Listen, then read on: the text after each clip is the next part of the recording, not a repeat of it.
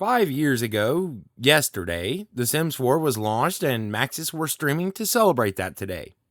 Live from Graham's Industrial Loft. Honestly, really dig the lighting here. It's a really relaxed look that definitely pulls off that Sims vibe, doesn't it?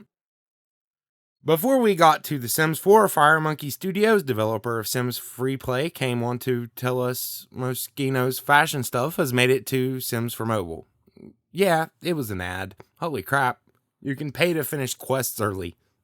Let's just move on.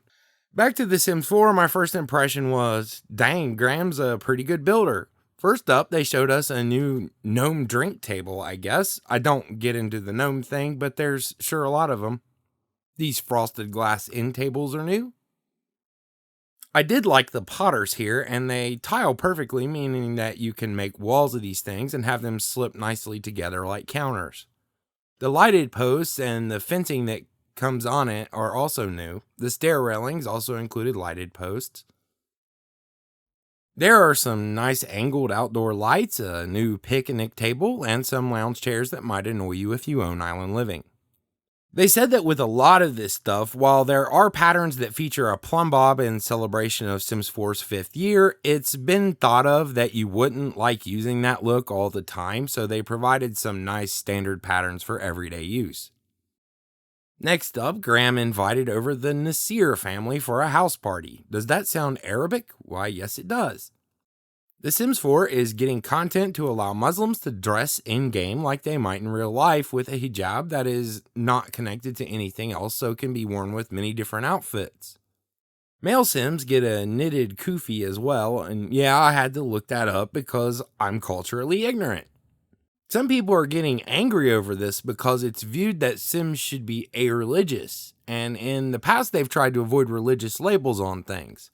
At the same time, without this clothing, depending who you are, you may not be able to dress like yourself, so this is just allowing a group of players to do that. In the end, it's clothing, and it's difficult to avoid using a religious label in this case. That's my take on it all. They showed off the family in their new clothes, then, oh shit, he whipped out configurable stairs. These are going to be really popular for just about everybody who builds above one level. You just grab the little dongles here and pull and you'll get the expected result. So you get full control of the stairs using these widgets and can customize the look of your home's staircases with T intersections, L bends, as many as you please apparently. Right on, that's a little more like it. They were acting like they were nearly done and I was seriously hoping they were screwing with us.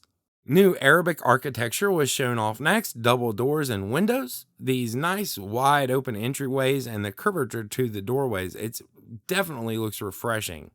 The patterns on these arches are pretty fantastic as well. They look hand carved.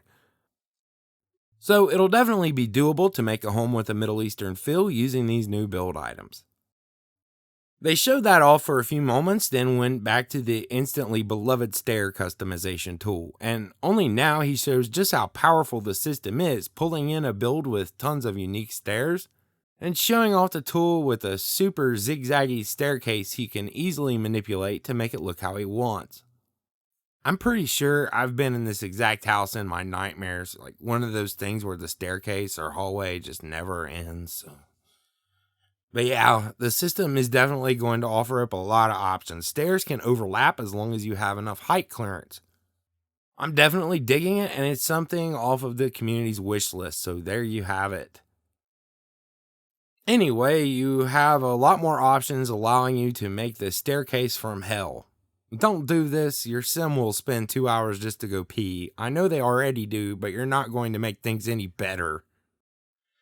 So when is all this happening? It looks like September 5th for PC and Mac, with console getting the answer of when it's done. So hang on, dear console friends, and watch for updates in a month or so.